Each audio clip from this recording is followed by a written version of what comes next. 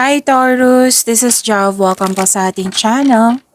By the way, Taurus, this is your weekly Gabay Tarot reading from September 24 to 28, 2025. Gamitin ang reading na ito bilang gabay lamang. Kung naka-resonate kayo, comment down. Tandaan, Taurus, ito ay general reading po. Kunin nyo lang po kung ano naka-resonate sa iyo. This is for you, Taurus.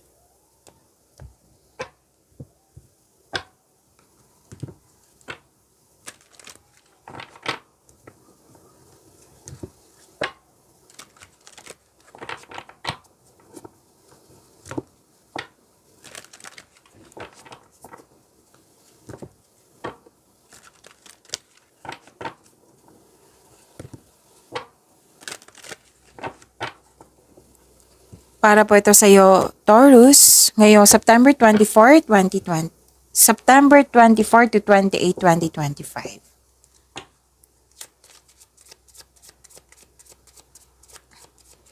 Maraming salamat po sa inyong patuloy na suporta, sa mga nag-donate, sa mga hindi nag-skip ng ads, maraming salamat po. Sa mga hindi pa nag-subscribe, subscribe na po kayo at click bell notification para malaman nyo na may bago tayong video. Para sa mga gusto magpa-reading, comment po kayo ng personal reading. Again, comment kayo ng personal reading and check my reply sa comment section. Taurus, mas lumawak yung ambisyon nyo sa buhay. Oo. At ang sabi ng card dito na umiwas kayo sa toxicity.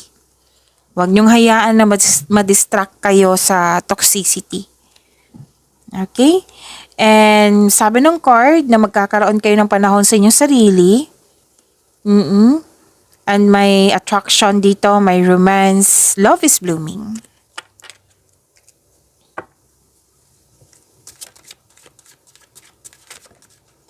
Andito po si Angel of the Past.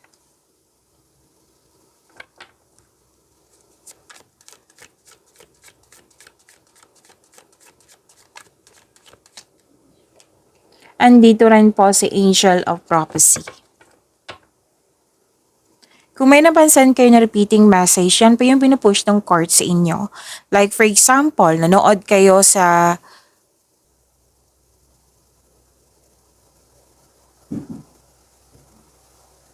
energy ni Taurus. May awakening, may pagtanggap, may parating na paghahatol or may pagbubunyag at may magsasorry. This is also means accept and release your past so you are able to enjoy the next phase of your life. And kung may conflict sa isang tao or sa sitwasyon dyan, kailangan pong magkaroon ng acceptance. Accept your mistakes as well sa person na ito so you can successfully let the past go. Maaari din magpakita o may balak bumalik yung taong malapit sa iyo noon na nagkaroon kayo ng loss of connection. Pwedeng ikaw to, pwedeng siya. So, seek forgiveness in order to move forward. Okay? And acknowledge for your success is coming. May parating po. Oo, may financial growth din akong nakikita dito. Taurus, so claim nyo po.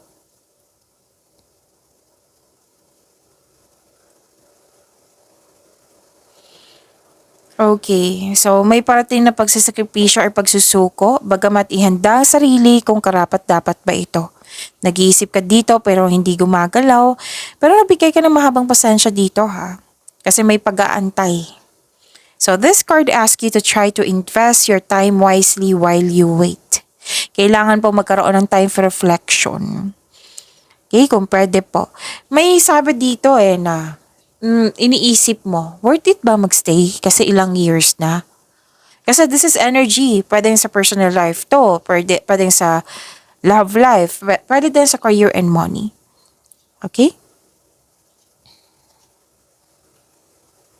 So, to attract more blessings, let us say the power of affirmation. Kasi andito po si Angel of the Past. Let us say, I forgive. Again, I forgive. Andito din sa Angel of Prophecy. Let us say, I am waiting for a reason and I make the most of the time I am given to gain new insight. I am waiting for a reason and I make the most of the time I am given to gain new insight. Kung sa Tagalog pa, nagpapatawad ako. Ako ay nagpapatawad. Okay? So, sa Angel of Prophecy, naghihintay ako ng isang dahilan at sinusulit ko ang oras na ibinigay sa akin upang makakuha ng bagong pananaw.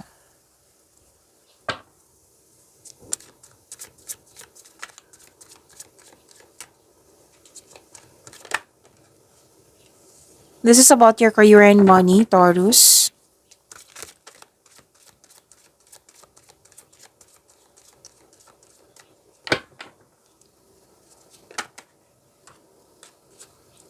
So, dalawa po ito, kunin ko na.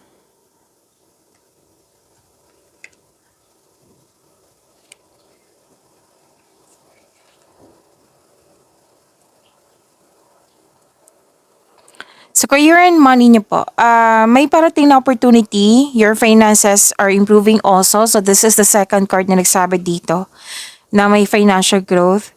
And you are becoming more confident sa trabaho mo ngayon. Tapos may good news na parating. Pasensya na po, naputol yung video. Butit nakita ko. So, sana tayo. Kung ano man yung challenges sa inyong career and money, wag po daw kayong sumuko. Oo, kasi kung may ano dito may nakita ko ditong pwedeng distraction or sabi ng card na kung ano man yung mga ginagawa nyo, tapusin nyo po. Move forward, tapusin nyo po yung nag-aantay na gawain. So, wag po kayong sumuko. Sabi ng iyong card. Kailangan din ng mahabang pasensya dito.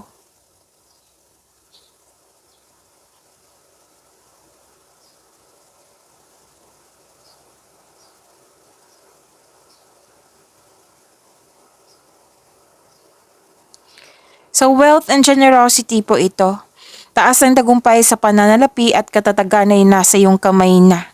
Third card na ito na nagsabi na may financial growth, may financial stability. Okay? May parating na kasosyo or magbigay ng puhunan sa iyo upang makamit yung layunin mo sa buhay. Pwedeng puhunan, pwedeng ideas, magbigay ng ideas sa iyo or nagbigay sa iyo ng moral support.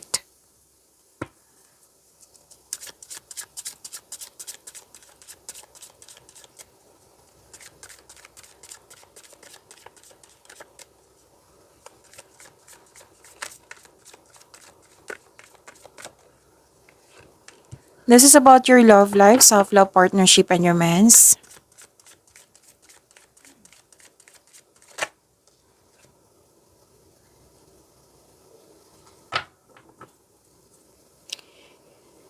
Single ka man, may relasyon sa buhay mag-asawa, may malaking influence ang isang single parent dito. Pwedeng ikaw to, pwedeng siya. Basta po malaki ang kanyang influence. Pwedeng ikaw to, pwedeng siya. Okay? So, may mahalagang pagpasya dito. Naging honest kayo sa inyong sarili.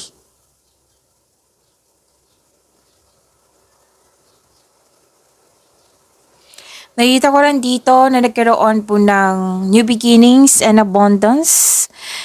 Gift from the universe. Yes, may gift from the universe. May parating na blessings po. And most likely regarding to sa inyong ipon. Single ka man, marelasyon sa buhay mag-asawa. Sa mga single po, may parating na love or romance para sa mga single.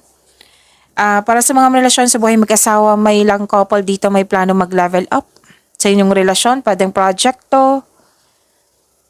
Pwedeng gagamitin nyo po yung ipon nyo para sa project nyo. Pwedeng pag-level up nyo to sa, it might be kasal ito or engagement. Pwedeng magkakaroon kayo ng panahon like bakasyon. So, nakikita ko dito ang ilang couple dito ay kontento na sa pagmamahala. So, nag-clarify siya dito, love is blooming.